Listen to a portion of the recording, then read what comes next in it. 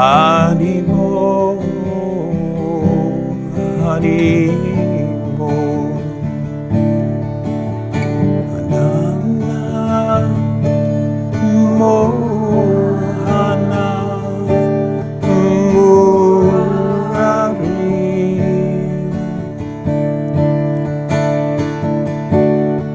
Madana Mohana Murari,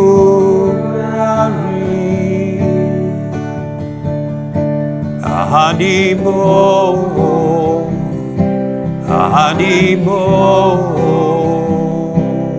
Haribo.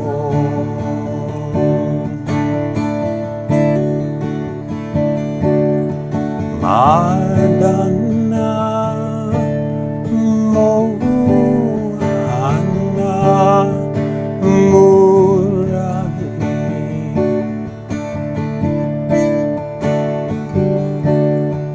Madana Mohana Murari,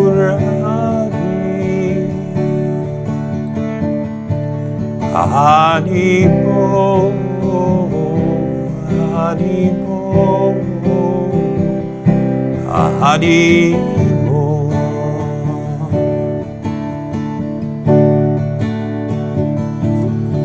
Madana Mohana Murari,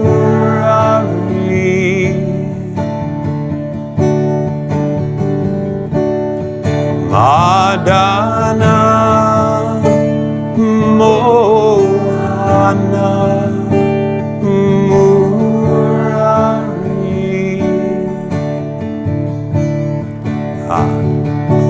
Haribo, Haribo, Haribo. So, is envy stealing your happiness? The definition of envy, according to the dictionary, is a feeling of discontented or resentful longing aroused by someone else's possessions, their qualities, or luck. And when you use envy as a verb, it is the desire to have a quality, a possession, or some desirable attribute belonging to someone else. In other words, whenever we express this idea, oh, I wish I looked like that, or I wish my life was like that, or I wish I owned that, or I wish I could experience that. These statements actually are expressions of envy. So the big question is why? Why do we envy? What is it that makes it so that we envy? What is this discontent? What is it that's driving people to envy others? It's fundamentally a recognition of two things. One is that you are thinking or experiencing the reality that I am dissatisfied, that my life and what I have, I'm feeling that, I'm recognizing that it is not bringing me actual happiness and actual contentment. It's pretty miserable, actually, to be living in this world of looking at everybody else all the time and thinking that somehow someone else got it better than myself. So there is that recognition of my own dissatisfaction and lack of contentment. But it's also then the idea that someone else is actually quite happy or fulfilled or content. And it's because of something that they have. And because they have that, they are feeling content or they are feeling happy.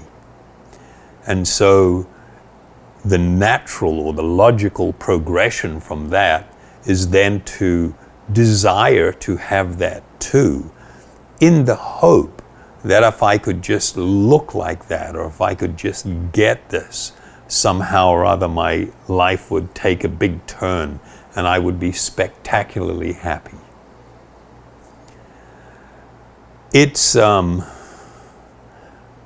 really the whole social media phenomena has actually really aggravated this, what is actually not a good trait. It's actually an unfortunate trait that people may have.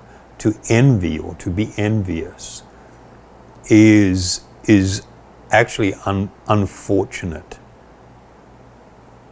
It means I'm not in a fortunate condition. I'm not in a fortunate state. And it is, as we mentioned, a natural manifestation of this discontent that we have. But instead of trying to find an actual solution, we end up diving into this endless opportunity, particularly with our little smartphones and everything that are not so smart. I don't know why they're called smartphones when they're used for a lot of dumb things as well. But, you know, people are into the smartphones and they're trying to fill up this emptiness. So I'll just read a few little statements dealing with the issue in relation to social media.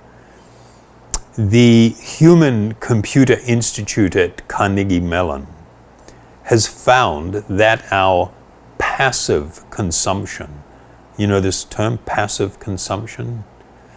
It's like when you're not just actively trying to achieve something, but you're just sitting there flipping through somebody else's Facebook thing or flipping through media articles or magazine, just flipping through, just looking. This is a passive consumption. Your passive consumption of your friends' feeds and your own broadcasts to wider audiences on Facebook and Instagram correlate with feelings of loneliness and even depression. Meaning, the more that you are engaged in passive consumption, and the more that you are engaged in broadcasting to your audiences on Facebook or Instagram things related to your life, the more you do that, it directly correlates to a stronger feeling of loneliness and depression. Sorry, this is not me doing this. This is scientific study. Then it states earlier this year, 2 German universities showed that passive following on Facebook triggers states of envy and resentment in many users, with vacation photos standing out as a prime trigger. And yet another study, one of undergrads in the state of Utah, carried a very self-explanatory title on the study. And the title is, "They are happier and having better lives than I am."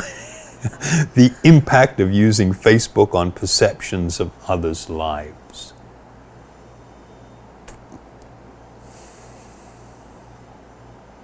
You know, it's always amazed me how hard people have to try to capture a spontaneous moment where everybody's just got to do all the things and adjust their clothes and get the pose right. Okay, everybody ready? And just like pretending that something more wonderful happier, more spectacular is happening. Got it! And then everybody's sitting there looking at it, oh wow, look at that. Yeah, wow, that was, oh, look, how come you, oh, look, you look really good there, And it's like, as soon as somebody says, you look really good, that means you actually don't look very good, but here you kind of like look better, good one, This is just like fake to the max. It is just like completely ridiculous. I can remember sitting on an airplane once, and there were a group of younger women behind me, and this has got nothing to do with women or men. They just happened to be women. And they had been in Japan working, and they were returning to their country of origin. And then they were having this conversation. They were looking through all these pictures, these photos. And then that one girl's looking, and she starts showing her friends, I really look good in this photo, don't I?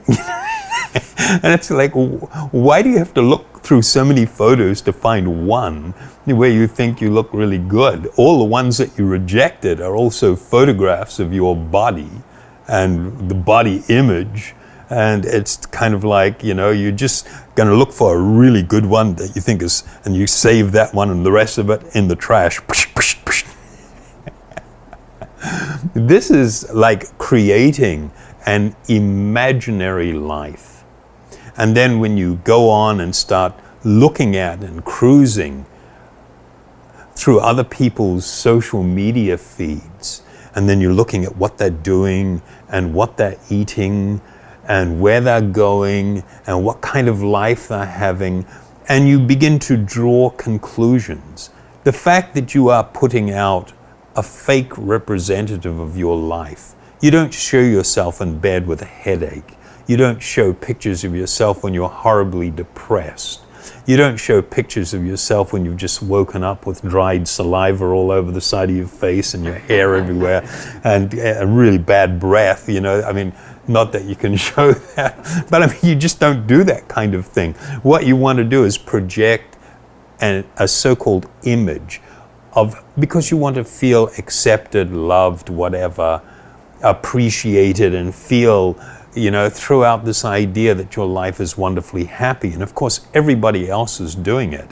And you don't pick up on the reality that you're faking it the whole time, and everybody else is faking it the whole time too.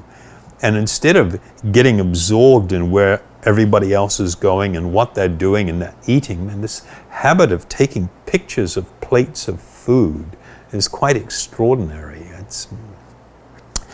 So the reality is that we actually live in a society that promotes envy as being both desirable and normal.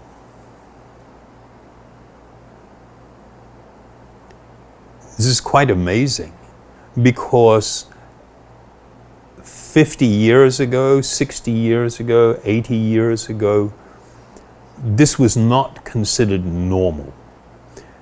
In society in general, if a person was by nature envious, they were envying what others had, then that person was considered someone to sort of like, they were undesirable company. But now it has become absolutely the norm. And the primary reason that it has become a norm is due to this experiment in consumer economics that actually began in the early part of the 20th century, in the early 1900s.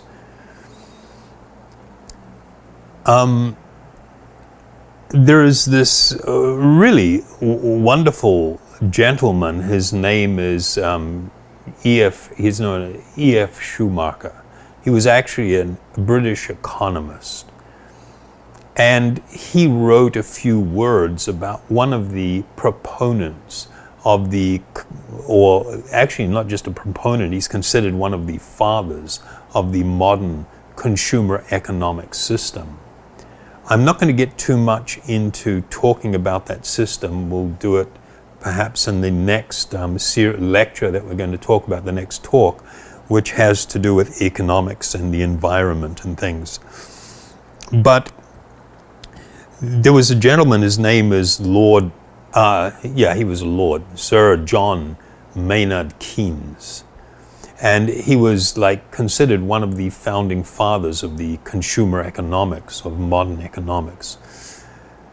He strongly advised that economic progress is obtainable only if we employ those powerful human drives of selfishness, which religion and traditional wisdom universally call upon us to resist. And those selfish drives are, one is greed and the other one is envy.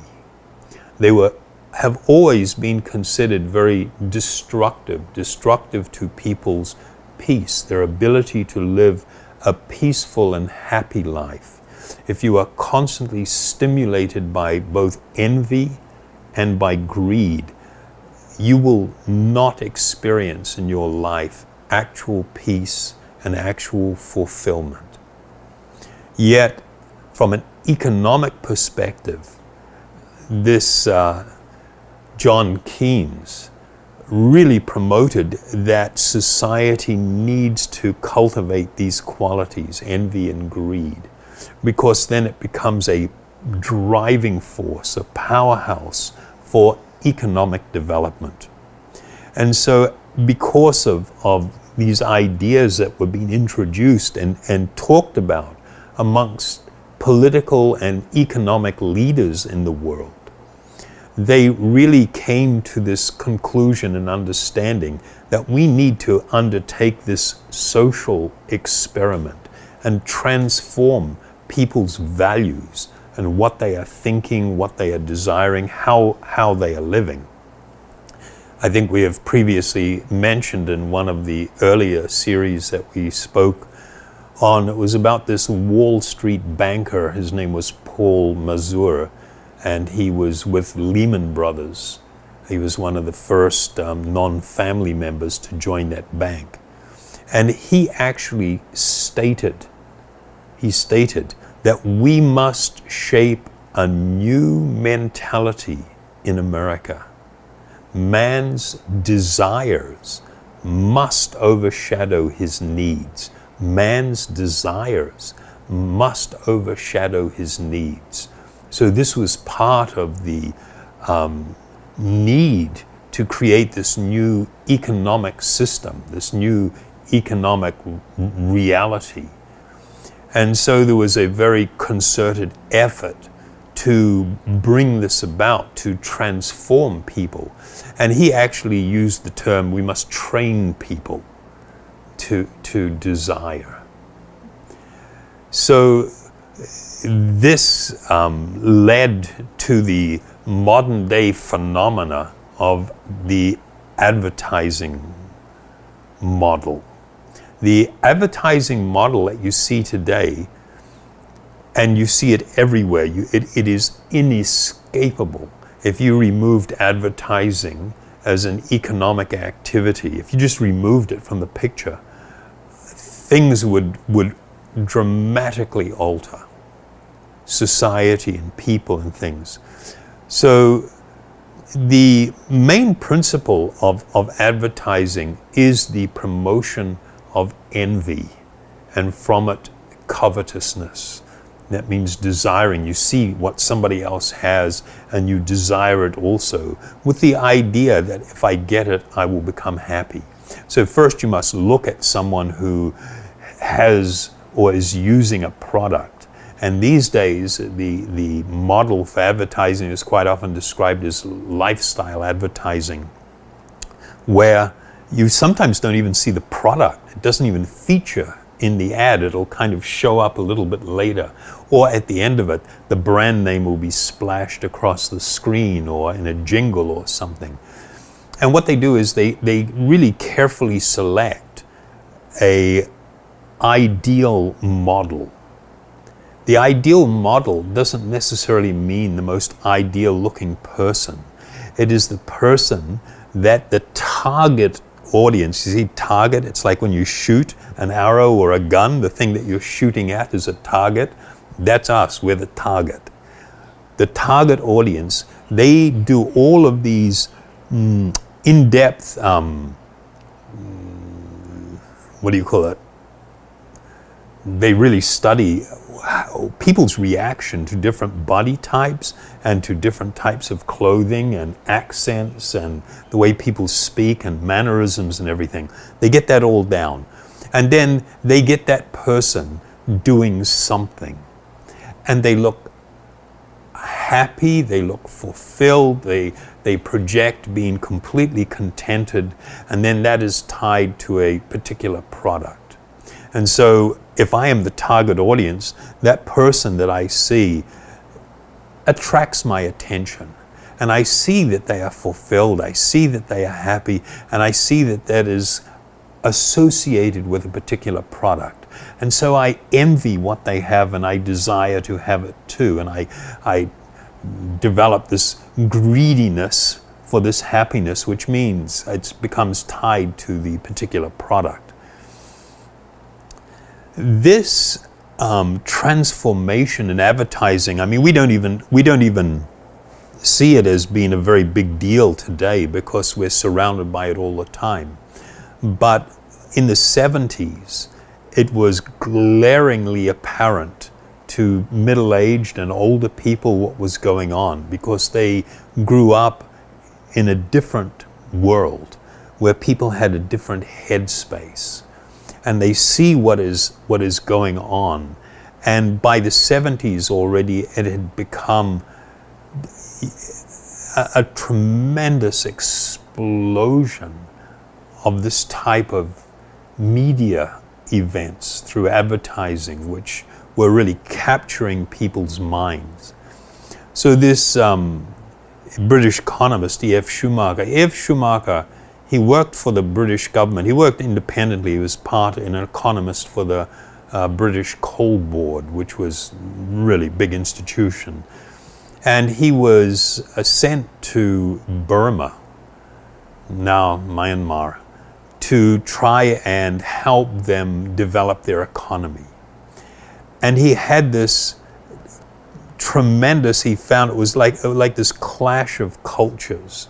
He had come from a certain background and experience, and he went into a country that was very isolated and deeply Buddhist. And so the people were very much shaped by tenets of Buddhism and piety and everything. And they didn't have these big hankerings and longings. And he said it deeply impacted his life and really shaped his thinking about things over time. But he, during the early 70s, he made a statement. The modern economy is propelled by a frenzy of greed and indulges in an orgy of envy. And these are not accidental features, but they are the very cause of its expansionist success. The question is whether such causes can be effective for long, or whether they carry within themselves the seeds of destruction.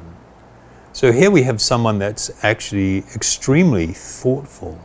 He is a philosopher, he is a philosophical person. He looks upon the world in a slightly detached manner and tries to evaluate what's going on. And his observation is that the great success of the expanding consumer economic society was being attributed directly to what he describes as a frenzy of greed and indulging in an orgy of envy. Pretty strong statement. But from a practical point of view, we see that in the world today, many of us are not very detached. It is almost like people have lost this ability to sit back in a dispassionate, in a quiet sort of manner and contemplate and consider what is going on. We don't like quietness. We don't like having to think. What we want is to try and fill up the emptiness. Quick, grab the phone, grab whatever. What's it? It's like, it's like, what's happened to people? I mean, if somebody went into a coma about 40 years ago and just came out now and then started walking around and noticing how even, I mean, it astonishes me, whether it's in America, whether it's in Australia, whether it's in Asia. I mean, you go into a restaurant. I went into a restaurant. There were eight people, obviously all friends and office mates, sitting around the table for lunch. Everybody was dead quiet. Every one of those 8 people had their phones out, looking at stuff. And the conversation starts when somebody wants to share something. They go, look at this. And then they just withdraw back. Can I see? And show it to a couple of other people. And then everybody withdraws back into their little world and texting and, Skyping and doing everything and reading all this stuff. And then the food comes out, and then they kind of put it down on the table, and they start eating and start beginning to talk. Then suddenly, a little tinkle or a buzz or a vibrate, and that immediately I have to respond. I have to look at it. I am controlled because I have lost the plot. I have not been able to really detach and to sit back. So this feeling of envy, it is not just with people that feel they are the have-nots and they're looking at the haves and desiring it also. It also exists even in the major upper echelons of society. I had the opportunity some years ago to do a lot of traveling. My partner had a couple of private jets. I used to decorate palaces, and I got to move amongst that sector of society, and I was astonished. We were on this guy's yacht. He's got a $45 million yacht. It's got the grand piano and the swimming pool and the bathrooms, even the toilet and the hand basins all gold plated, and that kind of a realm.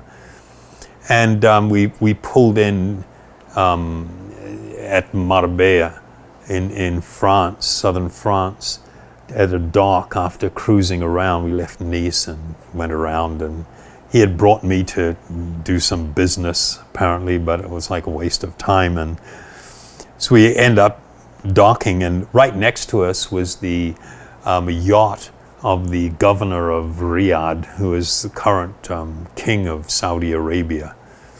And he was a really nice guy, and I used to see him just like walking back and forth on the dock, by himself and contemplating whatever he was contemplating. And he came to visit my business partner's yacht, whom he knew quite well. And he comes in and he's just like blowing out. I mean, the place is gold plated and it's just like crazy, Italian marble everywhere. And it's just like so beautiful. And he looks around and everything.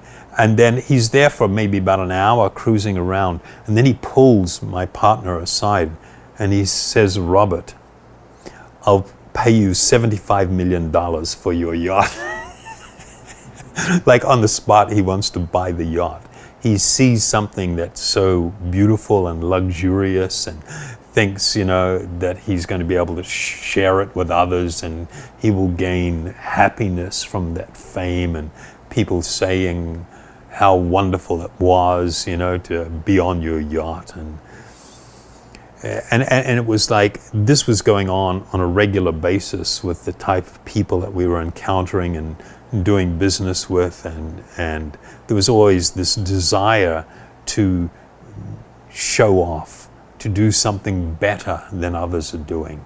If I spend $18 million, I'm a woman, I spend $18 million for a necklace, and I start wearing it around at my friends, and I'd be at these places and they would go, oh, that's so beautiful. And in the instant, yes, I bought it from such and such, this famous jeweler, and it cost me $18 million. What happens is then those friends are going to go out and look for a $19 or a $20 million necklace that's even more stunning, as if that is really going to make you happy. This idea that, this envy, it is the have-nots envying the haves. I tell you, it never ends. And in fact, the more it is fed, the bigger the monster grows. So I'll just, another quote here from E.F. Schumacher.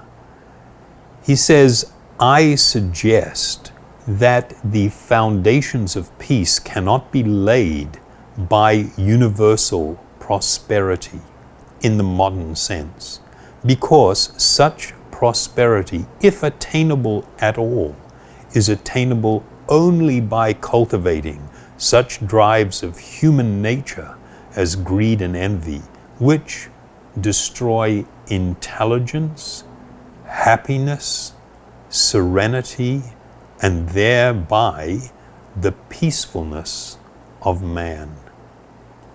So this is a very big statement, and it is coming from a very thoughtful person.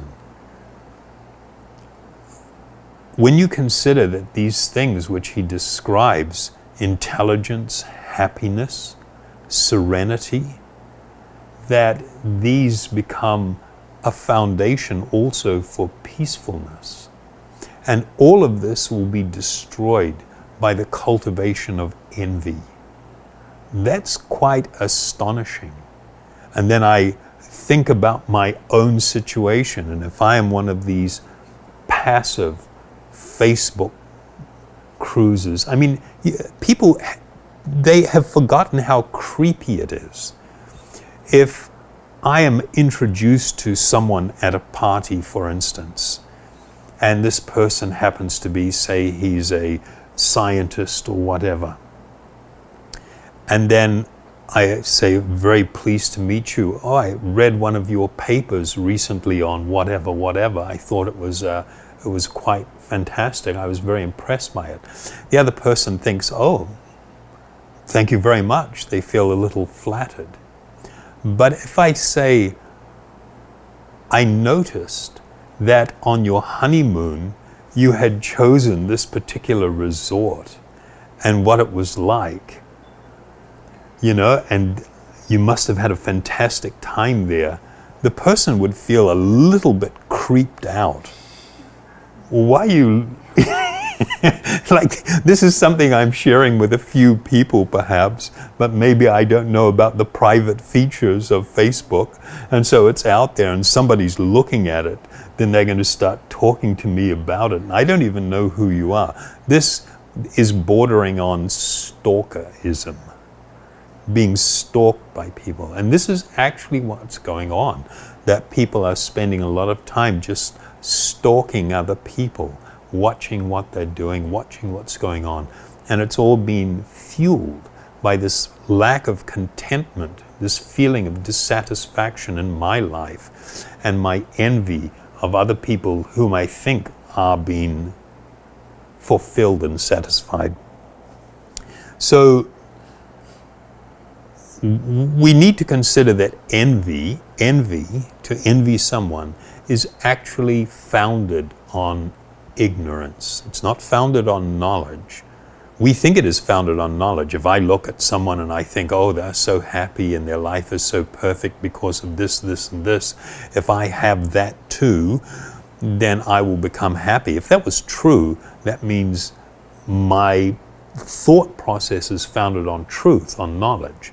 But in reality, envy is founded on ignorance. People envy others because they are covered by ignorance and don't know their actual spiritual identity. If I was aware that I am a spiritual being, and this body which I am wearing around is a temporary garment, I could not possibly assume that if I decorate this garment, if I find a way to improve this garment, that it will actually make me happier. So although we are the spiritual beings, the atmas, or the eternal spiritual souls within the body, we mistakenly identify ourselves as this temporary material body or an ever-changing mind. And we identify with it and say that that is us. So in the darkness of ignorance, we try to find satisfaction and happiness in endless sensual enjoyment. I mean, I think that a certain type of sensual stimulation will make me happy.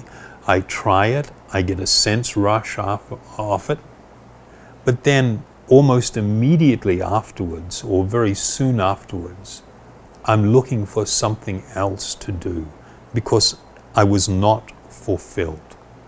We then envy those people who have more facilities for sensual gratification than we have. We envy them and we think, if only I could have what they have, I will also be happy.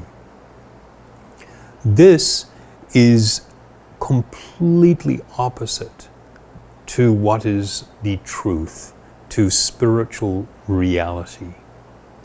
There is a famous verse in the Bhagavad Gita, in the 2nd chapter, the 70th verse. It says, a person who is not disturbed by the incessant flow of desires that enter like rivers into the ocean, which is ever being filled but is always still, such a person can alone achieve peace, and not the man who strives to satisfy such desires. So we can see immediately here where this clashes. It's like that person I spoke of earlier, one of the quotes we were looking at from E.F. Schumacher. It has become lost upon people in the world today that the more you aggressively chase desires or create desires and then seek to fulfill them, the more aggressively you do that, automatically the less happy and the less peaceful you will become. This is quite a deep subject, and we don't have that much time to talk in depth. But this is a spiritual reality. From the point of view of the ancient yogis and the great saintly teachers, they applied what has been stated here in the Bhagavad Gita, where the example is given of an ocean. I don't know if you've seen vast rivers. In America, probably the Mississippi and the Amazon River and the Ganges, the Ganga. You know, there are great rivers in the world, and when they flow out to the ocean, they are flowing with such enormous power that even a substantial distance out from the shore, you can put down a bucket and pull up fresh water still, even though it's going into an ocean, because the force is so great. So while the ocean may be constantly disturbed by rivers that are flowing into it, it still remains calm and maintains a constant height. So the idea is that through the cultivation of spiritual wisdom, through the awakening of actual spiritual love, by engaging in these spiritual processes, and particularly the meditation upon these transcendental sounds that we use. A person can come to this platform and begin to see things differently. And rather than being constantly agitated by this incessant flow of desires, one learns to live in such a manner where they are not simply being dragged around or chasing here and there after these desires, trying to fulfill them in the hope that I will become fulfilled or happy. Our happiness does not lie in this condition.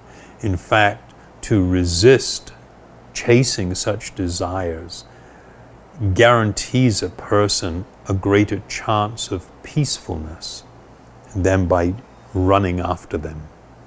So, in conclusion, if we want to answer the question, is envy stealing your happiness? The answer is yes, definitely. Not sometimes. It will always steal from you the possibility of coming to experience actual peace and actual happiness. Of course, it's not possible just to exist in a vacuum, try to keep everything out. One must instead begin to engage in positive activity. One must adopt a personal practice of, particularly of meditation, that will bring about a purification and a transformation where we awaken an actual higher taste, and having tasted another type of happiness, the so-called happiness offered by all of these endless desires no longer attracts us. So that is the end of things for today. I'd like to thank you very much for joining us, and as usual we'll end with this meditation practice, Kirtan, and invite you to join along, and the mantra will appear on the screen below.